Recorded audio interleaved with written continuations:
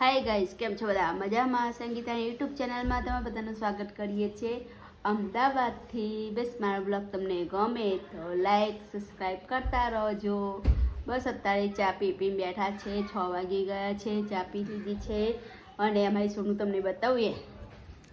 જો આ મોટો બાબુ હવે ચટવાળું અહીંથી નાનો અને અહીંથી નાનો. બસ હવે 6:30 જેવું થાય એટલે રસોઈ બનાવીએ. રસોઈમાં પીંડા અને ડોલી બનાવવાની છે ગાઈસ. બસ અત્યારે હવે રસોઈ કરવા જાઉં છું. રસોઈમાં શું બનાવવાનું છે ખબર છે?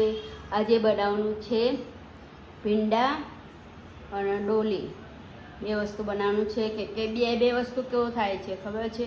કે પીંડા હા ને આટલા થઈ જાય 500 તો આટલા થઈ જાય. હા, અને ડોલીમાં એવું થાય 500 ડોલી હોય તો આપણે ઝીણી ઝીણી કાપીએ તો આ ડોલી આટલી થઈ જાય. એ કે એમાં પાણી વાળી નહીં નાખતા, એટલી પૂરી કરીએ ને તોય. એટલે બે શાક આજે બનાવવાના છે. લોટ બાંધવાનો છે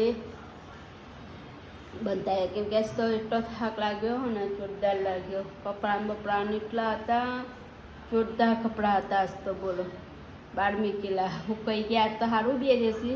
ભગવાન પૂરું કાઢે. હવે કાલે છોકરીઓનું જાગરણ, જો વરસાદ ના આવે ને તો સારી વાત કે જાગરણમાં જ વરસાદ આવે હ.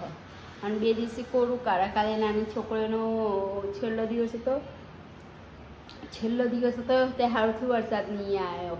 અને અત્યારે કાલે છોકરીઓનું જાગરણનું વ્રતનું જાગરણ છે. તારો વરસાદ ના આવે તારો સારો છે.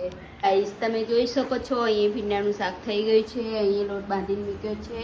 હવે બે વિચાર થાય છે કે ડોલી બનાવું કે ના બનાવું કે ના બનાવું. કે ડોલી બનાવીશ તો પડી રહેશે. કેમ કે ડોલી તો ખાલી આમને જ ખાય ને હું કહું.